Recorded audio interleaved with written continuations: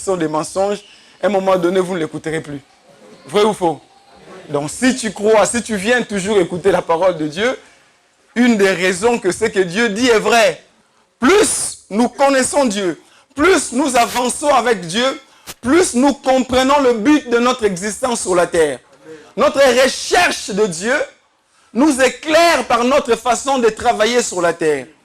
Dans ton expérience chrétienne, tu verras que plus tu avances avec Dieu, plus il y a des choses qui ne t'intéresseront plus sur la terre. C'est ce que Paul pouvait dire, des choses qui étaient pour moi des gains.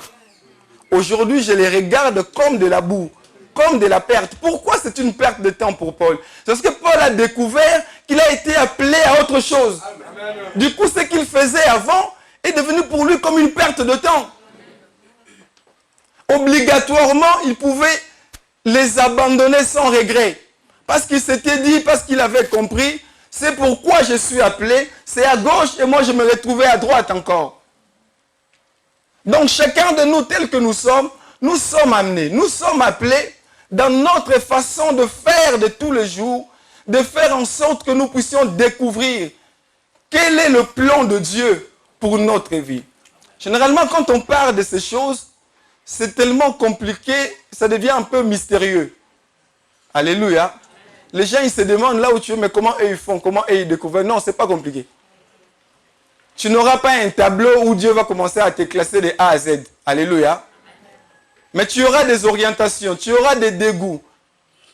Des choses qui pour toi aujourd'hui sont peut-être importantes. Alléluia. Plus tu vas t'avancer auprès de Dieu, plus tu vas te rendre compte qu'il y a certaines choses, tu vas les abandonner. Il y aura des fréquentations que tu quitteras de toi-même. Pourquoi tu abandonneras ces fréquentations? C'est parce que tu vas te rendre compte que ces fréquentations ne correspondent pas au plan de Dieu pour toi. Alléluia. Beaucoup de gens souffrent aujourd'hui, même dans leur couple, même dans leur mariage, parce qu'ils essayent de reproduire et de copier ce qui se passe autour d'eux. Alléluia. Du coup, la meilleure femme devient la femme de l'autre. Celle qui sait bien recevoir des gens, c'est quand il va chez l'autre. Il se rend compte que chez lui, ce n'est pas comme ça. Mais il ne fait rien pour que ça change chez lui. La vision céleste, je me répète encore, c'est le plan de Dieu. C'est la manière dont Dieu veut que tu mènes ta vie sur la terre. Et lorsque cette vision t'est révélée comme à Paul, Paul dit, je suis incapable de résister contre cela. Pourtant, ceux qui voyaient Paul sur la terre, nous arriverons à cela. On a envoyé Paul chez Ananias pour qu'il prie pour lui. Ananias dit au Seigneur, mais Seigneur, j'ai l'impression que cet homme, tu ne le connais pas. Il persécute les chrétiens, tu ne sais même pas pourquoi il se trouve dans cette ville. Il est dans cette ville parce qu'il a un mandat d'arrêter les chrétiens. Et toi, tu envoies encore cet homme auprès de moi. Et le Seigneur lui dit, cet homme, c'est un instrument que j'ai choisi. Alléluia. Alors qu'Ananias voyait en Paul un persécuteur des chrétiens, le Seigneur voyait en Paul un instrument pour son œuvre. Voyez-vous que les gens peuvent te regarder d'une façon et Dieu te regarder d'une autre manière. Alléluia. C'est ça la vision de Dieu. Lorsque Dieu vient voir Abraham, la Bible dit qu'il s'appelait Abraham. Dieu le rencontre. Il était avec sa femme, il n'avait pas d'enfant. Dieu lui dit, tu seras une père de multitudes. Il ne croit pas en Dieu. Dieu lui dit, sors de ta tente. La Bible dit, c'était une nuit. Sors, Dieu dit, lève tes yeux et compte les étoiles. Abraham sort, il regarde le ciel. Vous savez, il n'y avait pas d'électricité. Je ne sais pas si vous avez eu la chance de voir les étoiles. Des gens qui vivent toujours dans des grandes villes n'ont jamais vu les étoiles. Ils entendent parler. C'est beau de voir les étoiles. Quand tu es dans un village où il n'y a pas d'électricité, tu lèves les yeux, tu vois des petites. Et tu peux même les distinguer des satellites. Et tu ne peux pas les compter. Quand tu commences à compter, moi quand j'étais enfant, on s'amusait à faire cela. Et puis tu te rends compte que mais ça c'est comme si je l'avais déjà compté. Et je crois que c'était arrivé à Abraham. Il compte, il n'arrive pas. Et Dieu dit, tu seras la père d'une multitude. On ne t'appellera plus Abraham, on t'appellera Abraham. Pourtant, il n'avait pas d'enfant, il était connu quelqu'un qui ne pouvait pas avoir d'enfant. Et quand il sortait, il disait aux gens, je m'appelle maintenant Abraham. C'est-à-dire comme si une femme qui n'a pas d'enfant, il sort maintenant, il dit désormais, comme on dit chez nous, on t'appelle mère de jumeaux, mère double. Et les gens commencent à t'appeler comme ça. Et puis un jour, quelqu'un te dit, ma soeur, ah, tes jumelles là, je ne les ai jamais vues. Il faut maintenant les présenter. Et c'était ça ce qui était arrivé à Abraham. C'est-à-dire que les gens le voyaient d'une manière et Dieu dit que tu es une paire de multitudes. Et quand Dieu l'appelait ainsi, en changeant et en transformant son nom, Abraham n'avait pas d'enfant et il n'avait aucune espérance d'en avoir. Mais seulement la vision céleste pour lui, c'était autre chose. Ce que lui vivait sur la terre, c'était une chose. Ce que Dieu voyait en lui, en était une autre. Aujourd'hui, peut-être tu vis une vie que les gens regardent. Ou peut-être toi-même, tu te contentes de cela. Mais Dieu attend de toi une autre vie. Alléluia. Dieu aimerait que tu comprennes et que tu saches ce qu'il veut de toi, ce qu'il attend de toi. Et cela ne peut venir que par ta communion avec Dieu. Plus tu vas t'approcher de lui, plus tu vas t'attacher à lui, c'est alors qu'il te montrera ce à quoi il t'a appelé, ce que tu vivras dans l'avenir. Il a dit, je te montrerai ce que tu vas endurer à mon nom. Ce que je te dis aujourd'hui et les choses pour lesquelles je t'apparaîtrai. Ce qu'il disait à Paul ici. Je t'apparais aujourd'hui et je continuerai à t'apparaître pour qu'au fur et à mesure de ta vie, je te montre ce à quoi tu es appelé. Et cela ne vient que par notre proximité. C'est ce que Balaam a dit. La Bible dit que Balaam, prononçant son oracle, il dit, Balaam, fils de Béor, parole de l'homme qui a l'œil ouvert, parole de celui qui entend les paroles de Dieu. Alléluia. C'est dans la parole de Dieu que nous comprenons le plan de Dieu. C'est dans la parole de Dieu que nous comprenons la vision de Dieu. Il dit, celui qui se prosterne, l'image de l'adoration, l'image de la communion avec Dieu.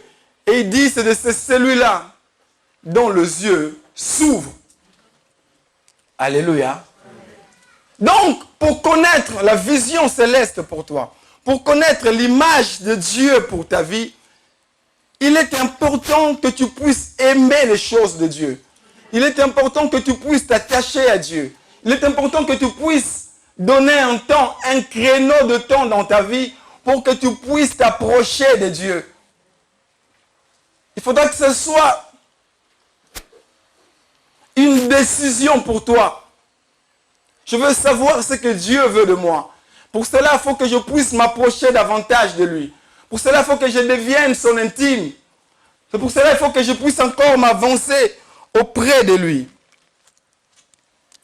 Vous savez, chaque personne telle que nous sommes là, nous avons plusieurs images de nous, de nous-mêmes. Alléluia.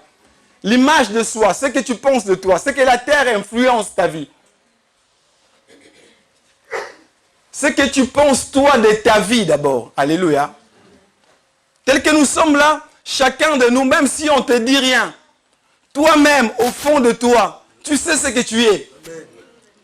Même si tu t'énerves quand moi je te le dis, si tu es nul, toi-même tu le sais. C'est comme ça. Qu'on te le dise ou pas, chacun de nous sait ce qu'il est. Et comme je le disais au début, cela est motivé par ce qui se passe autour de toi. Dans Jérémie chapitre 1, si nous lisons le verset 5 à 7, Frère Fortuné, s'il te plaît.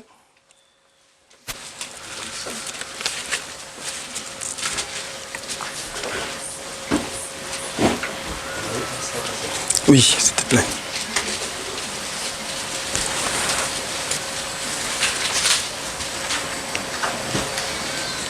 Jérémie chapitre 1, versets 5 à 7. Je te connaissais avant que tu sois formé dans le ventre de ta mère. Je t'avais mis à part pour me servir avant même que tu sois né. Et je t'avais destiné à être mon porte-parole auprès des nations. Je répondis, hélas, Seigneur Dieu, je suis trop jeune pour parler en public. Mais le Seigneur me répliqua, ne dis pas que tu es trop jeune. Tu devras aller voir tous ceux à qui je t'enverrai et en leur dire tout ce que je t'ordonnerai. Amen. Jérémie est choisi par Dieu. Dieu vient voir Jérémie. Il dit à Jérémie, j'ai un plan, j'ai une mission à te confier. Et Jérémie regarde Dieu et dit, Seigneur, tu ne peux pas me donner cette mission parce que je suis trop jeune, parce que je suis un enfant. Mais qu'est-ce qui faisait dire à Jérémie qu'il était un enfant? C'était quand il se regardait, quand il regardait autour de lui, il voyait certaines personnes étaient plus grandes que lui. Alléluia. Et pour lui, il voyait d'autres étaient des adultes et lui, il était un enfant. Puisqu'il était un enfant, Jérémie estimait qu'il y avait des choses qu'il ne pouvait pas faire. Est-ce que nous sommes là? C'est-à-dire la manière dont il se considérait, limiter ses capacités à faire certaines choses. Il dit à Dieu, la mission que tu me donnes ne me convient pas parce que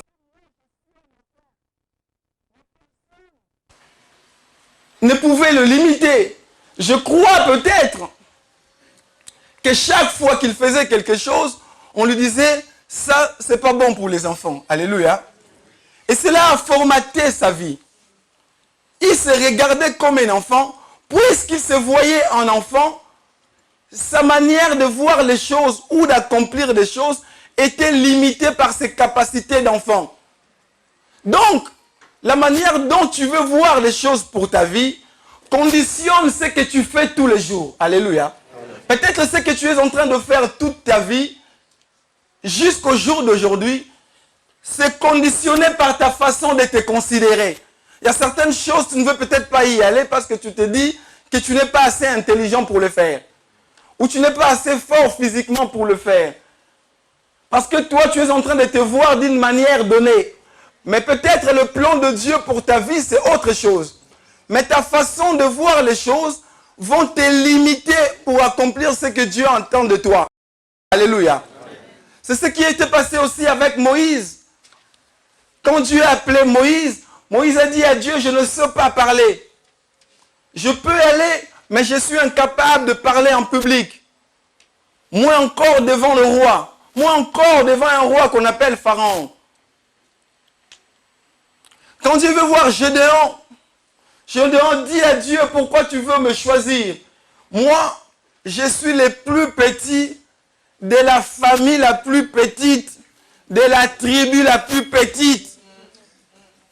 Alléluia. Amen. Je ne vois même pas comment je peux accéder à diriger cette nation alors que je viens de petits, de petits, de petits, de petits et de petits.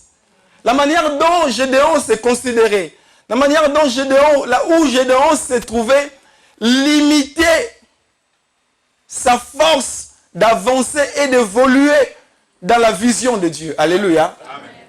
Alors il est très important pour des chrétiens de ne pas se regarder, se considérer eux-mêmes. C'est pourquoi Jésus a dit, si quelqu'un veut me suivre, il faut qu'il renonce à lui-même. Alléluia. Le renoncement, ce n'est pas seulement par rapport au péché. Est-ce que vous êtes là? Amen. Il faut que tu renonces la manière dont tu avais la vision de ta vie.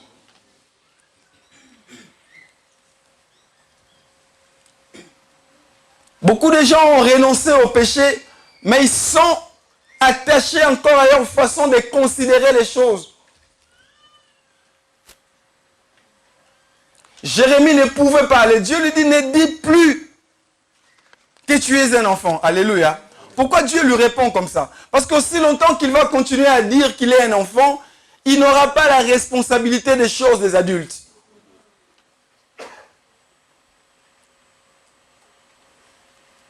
Pour lui, il était un enfant incapable d'accéder aux grandes responsabilités.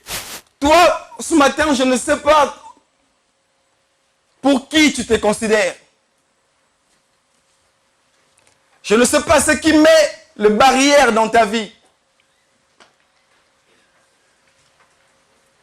Peut-être tes limitations spirituelles. peut-être tes limitations intellectuelles, peut-être tes limitations physiques font ce matin un obstacle pour ta vie. Aujourd'hui, tu es limité. Aujourd'hui, tu ne peux pas aller de l'avant parce que la manière dont tu te considères, la manière dont tu te regardes empêche Dieu de travailler avec toi.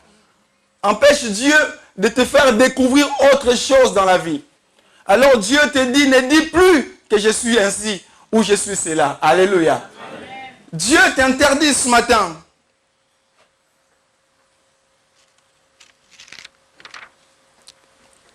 cette façon de voir les choses.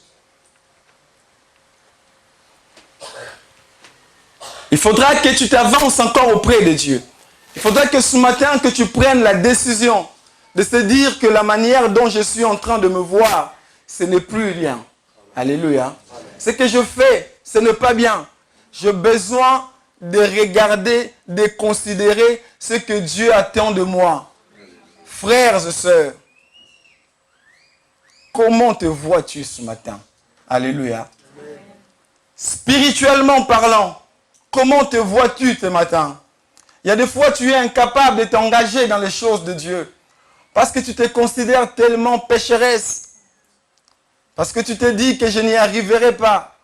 Parce que ma vie n'est pas encore en harmonie. Mais Dieu, c'est toi qui l'appelle. Alléluia. Amen. Quand il a apparu à Paul, il était plus pécheur que toi, si ça existe. Amen.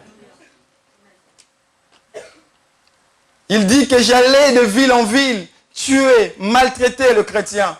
Mais quand Dieu est apparu à moi, il m'a montré ce que je devais faire. J'ai été incapable de résister à cela. Je ne pouvais pas résister à la vision de Dieu. Voilà notre façon de voir les choses, notre façon de considérer les choses, notre façon d'appréhender la vie peut être un obstacle majeur dans l'accomplissement du plan de Dieu dans notre vie. Alléluia. N'oubliez pas que notre façon de voir les choses est influencée par la façon terrestre de voir les choses. Alléluia. La manière dont tu es en train de voir les choses, ce qui vient de toi, est influencé par la manière dont la terre ou le monde voit les choses. Et ça, c'est un obstacle dans l'accomplissement du plan de Dieu dans ta vie. Ça, c'est un obstacle qui peut t'empêcher d'avancer et d'évoluer avec Dieu. Le deuxième obstacle qui peut t'empêcher d'avoir la vision de Dieu dans ta vie, c'est la manière dont les gens te voient. Alléluia. Puisque tu ne vis pas au milieu du néant, puisque tu vis dans un environnement donné, les gens ont des considérations sur toi. Que tu le veuilles ou pas, les gens ont une opinion sur toi. Dans Marc chapitre 8, le verset 27 à 29, c'est un passage que nous connaissons tous.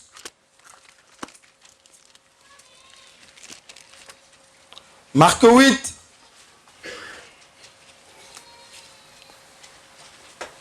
verset 27 à 29, il est écrit: Jésus s'en alla avec ses disciples dans le village de Césarée de Philippe, et il leur posa en chemin cette question: qui suis-je au dire des hommes? Alléluia.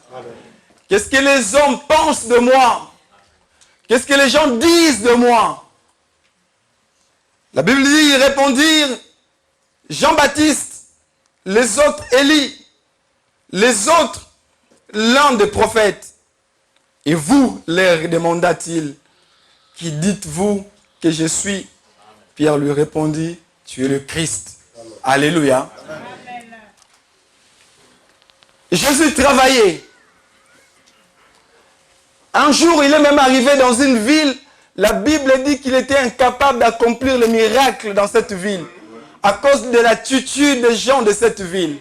C'est-à-dire ce que Jésus pouvait donner, ce que Jésus pouvait faire dépendait de ce que ces gens pensaient de lui. Amen. Alléluia.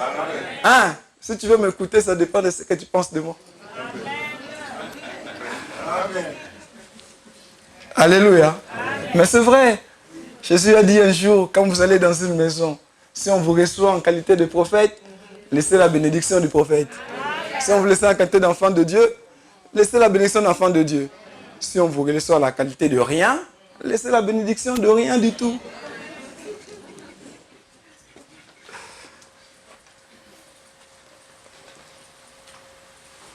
Qu'est-ce qu'ils pensent au travail, dans la famille? Qu'est-ce que ma femme pense de moi? Qu'est-ce que je pense d'elle? Qu'est-ce que je pense de mes enfants? Ce que ton environnement pense de toi, pense pour toi, détermine aussi ce que tu penses de toi-même. La considération des autres peut limiter ta vie. Ce que les autres pensent de toi peut t'empêcher d'accomplir certaines choses. Ce que les autres pensent de toi peut influencer ta vie.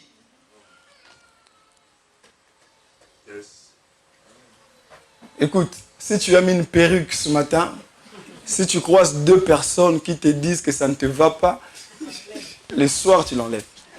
Vrai ou faux?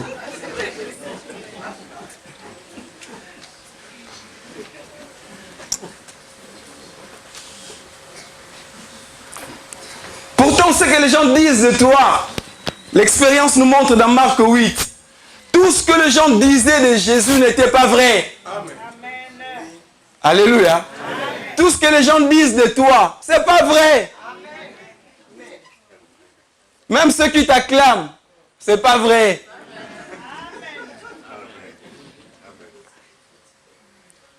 Les gens disaient que tu es Élie.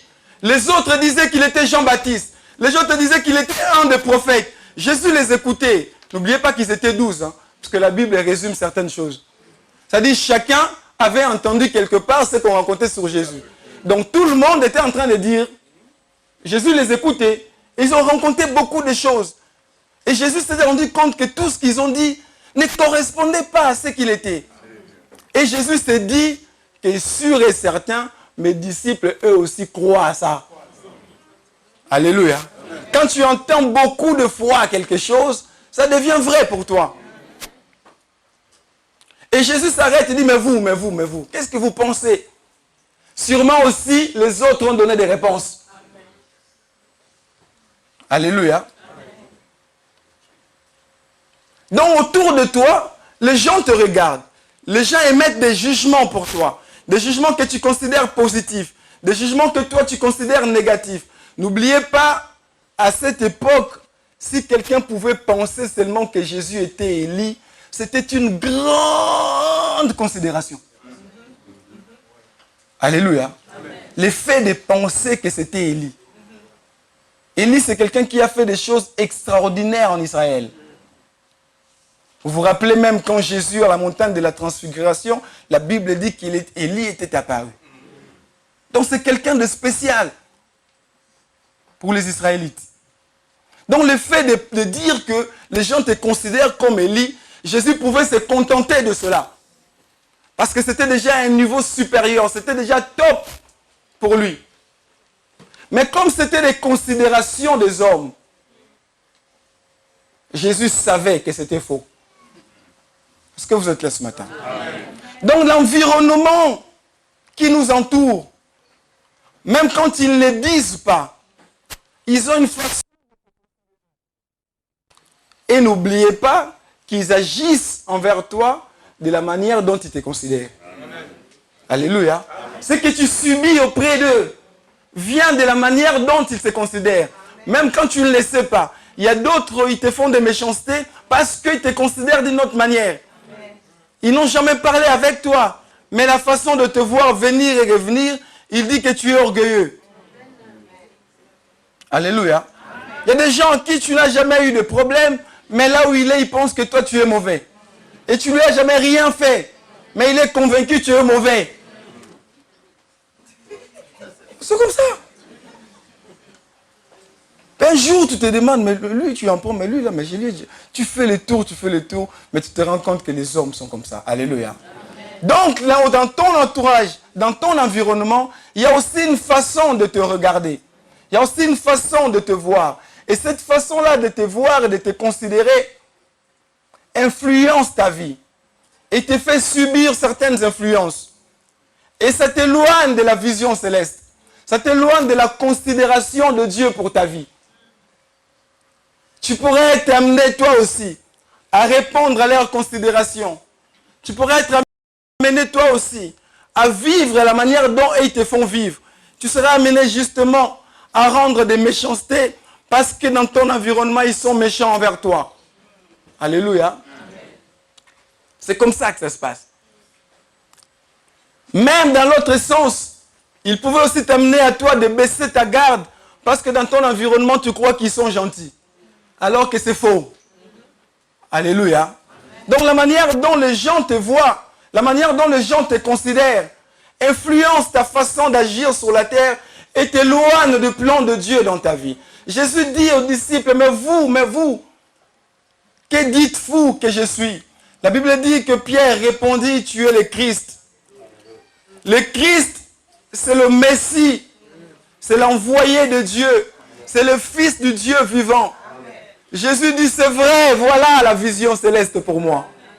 Alléluia. Est-ce qu'autour de toi, il y a quelqu'un qui a une vision céleste pour toi? Jésus a trouvé auprès de Pierre. Mais remarquez que Pierre ne l'a pas reçu de lui-même. Il a dit, ce n'est pas la chair et le sang qui t'ont révélé. Parce que pour avoir la vision céleste, ça peut être révélé qu'en haut. Et cela ne peut être révélé que quand on a la proximité de Dieu. Alléluia. Il dit, ce n'est pas la chair et le sang qui t'ont révélé, mais c'est mon Père qui est dans le ciel. La chair et le sang ne peuvent pas révéler la vision de Dieu pour toi. Ne peuvent pas révéler le plan de Dieu pour toi. Donc ce que l'environnement pense, ce que les hommes pensent de toi, tu ne peux pas le considérer pour mener ta vie. Ne vis pas ta vie en fonction des autres. Alléluia. Ne sois pas le plus beau parmi eux. Parce que certains luttent pour que dans son milieu, ils soient les plus considérés. Leurs considérations t'emmèneront nulle part.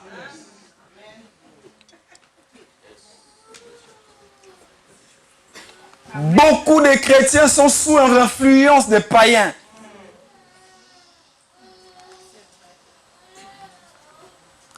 Ils dirigent leurs enfants, ils orientent, ils éduquent même leurs enfants en fonction des enfants des autres.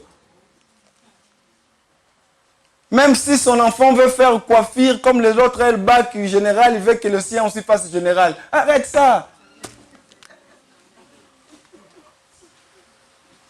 Alléluia. Amen. Demande à Dieu quel est le plan pour toi. Quel est le plan pour ta famille. Quel est le plan pour tes enfants. Quel est le chemin de Dieu pour eux. Alléluia. Laisse les autres amener leur vie. Ne critique pas non plus les enfants des autres. Laisse-le vivre leur vie. Alléluia. Ce n'est pas ce que toi tu considères qui est le meilleur pour tout le monde. Amen. Beaucoup de chrétiens souffrent aujourd'hui de l'influence du monde. La chrétienté est devenue difficile à vivre à cause des païens. N'est-ce pas qu'il est écrit, sortez du milieu d'eux. Mais c'est écrit noir sur blanc dans la Bible. Vous l'avez mis en considération qu'à l'église catholique. Vous avez quitté l'église catholique, vous êtes venu dans des églises évangéliques en restant toujours au milieu des païens. C'est dans ces milieux-là qu'il faut sortir. On n'a pas parlé de l'église catholique. Sortez des milieux des païens. Alléluia. Sortez de l'influence du monde. Renoncez à la mauvaise vie. L'environnement tue la chrétienté aujourd'hui. Les chrétiens sont devenus faibles. À cause, ils souffrent alors qu'ils sont bien. Mais ils souffrent parce qu'ils pensent que les autres sont mieux qu'eux, c'est tout. Je le dis et je le répète et je le répéterai toujours. Beaucoup d'enfants de Dieu, s'ils considéraient leur chrétienté, ils seraient heureux. Amen. Dans le peu qu'ils gagnent. Amen. Alléluia. Amen. Dieu a dit, je ne vous délaisserai pas. Je ne vous abandonnerai pas. Et cela est vrai. J'ai dit au début, si ce que Dieu disait n'était pas vrai, on ne viendrait plus l'écouter. Aujourd'hui, c'est sous influence. C'est-à-dire quand ce n'est pas suffisant, c'est en fait c'est pas suffisant parce que les autres vivent à un niveau de vie où j'arrive pas à y accéder et je pense que ce que j'ai, c'est pas suffisant. Les contentements, ça ne se dit plus, ça ne se vu plus au milieu des chrétiens. Les gens pensent être heureux avec leur vision terrestre. avec leur rêve de gosses. Ils ont déjà 60 ans, ils vivent encore avec le rêve quand ils avaient 12 ans.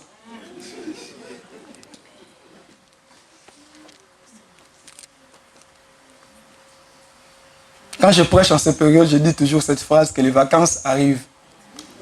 Laissez-les partir. Mettre les photos sur Facebook. Si tu n'as pas de moyens, va visiter le Palais Royal, Louvre, Versailles. Il y a de bonnes choses à voir dans la région. Ne te tue pas à partir. Oh, il est parti 2 semaines en Espagne. Moi, je vais aller chercher Cofidis parce que moi, je vais partir en Grèce. Arrête ça. Arrête ça. Arrête ça. Alléluia. Laissez-les partir et mettre les photos. Les jours où tu auras des moyens que Dieu te donnera, tu partiras. Sois tranquille, frère. Tu souffres pour rien alors que tu es bien. Oui, tout est dans la région. Il y a un endroit dans le 78, oui, qu'on appelle France Miniature. Vous ne connaissez pas? Vous allez là-bas, vous allez trouver tout ce qu'il y a en France au même endroit. Vous pouvez visiter des bonnes choses.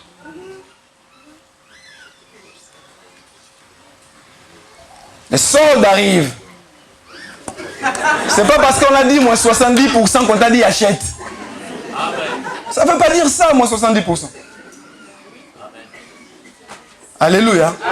N'achète pas parce que c'est moins cher. Achète parce que tu as besoin.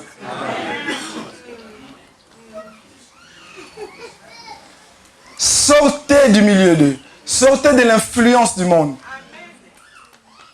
Parce que ça t'empêche de vivre ce que Dieu attend de toi sur la terre. Dieu a un plan pour chacun de nous. Tu n'es pas un hasard sur cette terre. Chacun de nous tel que nous sommes là, nous sommes le plan de Dieu sur la terre. Dieu a prévu des choses pour que nous puissions vivre. Au jour le jour, nous nous approchons de lui. Moi y compris, pour que chaque jour, je découvre le chemin par lequel Dieu veut m'amener. Et je me dis, Seigneur, je me t'ai trompé. Ça, ce n'était pas bon pour moi. Je change de direction. Alléluia. Et c'est là au jour le jour, plus tu t'approches de Dieu, plus Dieu t'ouvre les yeux, plus tu vis ses merveilles, plus tu sens que c'est aisé de marcher avec lui.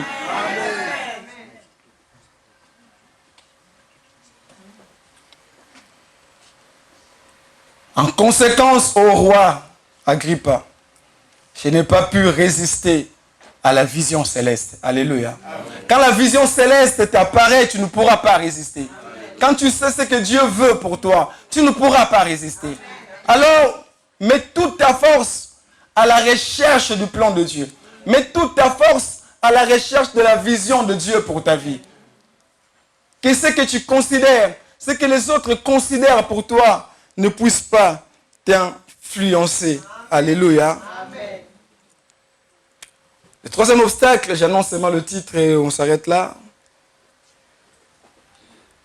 qui nous empêche de vivre la vision de Dieu, ça on abordera ça le dimanche prochain, c'est que nous pensons que les autres pensent de nous. Est-ce que tu m'as suivi ou pas? Amen. Ce que nous pensons que les autres pensent de lui, il ne pense même pas à toi. Mais toi, quand tu le regardes, tu penses que lui, il pense que toi, tu es comme ça. Est-ce que vous êtes là? Amen. Et ça, on verra ça le dimanche prochain. Est-ce que nous pouvons nous lever?